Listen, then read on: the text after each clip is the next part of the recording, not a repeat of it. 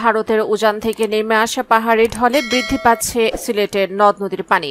সিলেটের সুরমা নদীর পানি বিপদসীমার কাছাকাছি থাকলেও কুশিয়ারা নদীর 4টি পয়েন্টে ইতিমধ্যে পানি বিপদসীমার উপর দিয়ে প্রবাহিত হচ্ছে। এ অবস্থায় আবারও বন্যার শঙ্কা দেখা দিয়েছে। ইতিমধ্যে মৌলভীবাজার ও হবিগঞ্জে বন্যা পরিস্থিতির অবনতি হয়েছে। তবে সিলেট জেলায় এখনও বন্যা পরিস্থিতির সৃষ্টি হয়নি বলে জানিয়েছে পানি উন্নয়ন বোর্ড।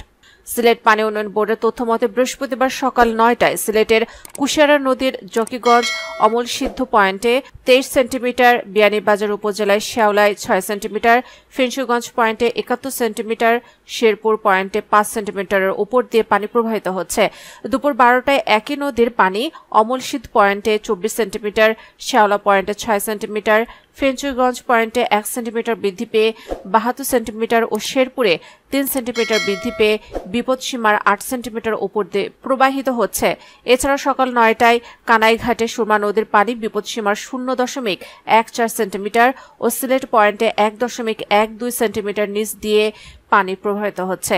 আর দুপুর 12টা তথ্য অনুযায়ী 0.15 সেন্টিমিটার ও 1.01 সেন্টিমিটার নিচ দিয়ে পানি প্রবাহিত হচ্ছে। সকাল 6টা থেকে বৃহস্পতিবার সকাল 6টা পর্যন্ত সিলেটে 45 মিলিমিটার বৃষ্টিপাত হয়েছে বলে জানিয়েছে আবহাওয়া অফিস।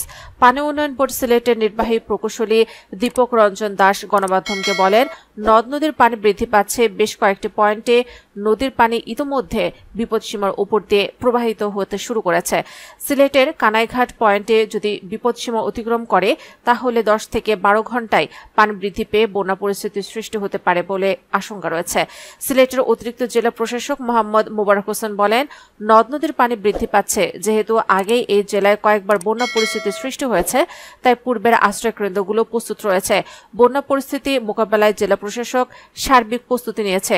সব উপজেলা নির্বাহী অফিসারদের সার্বক্ষণিক তদারকি করতে নির্দেশনা দেওয়া হয়েছে।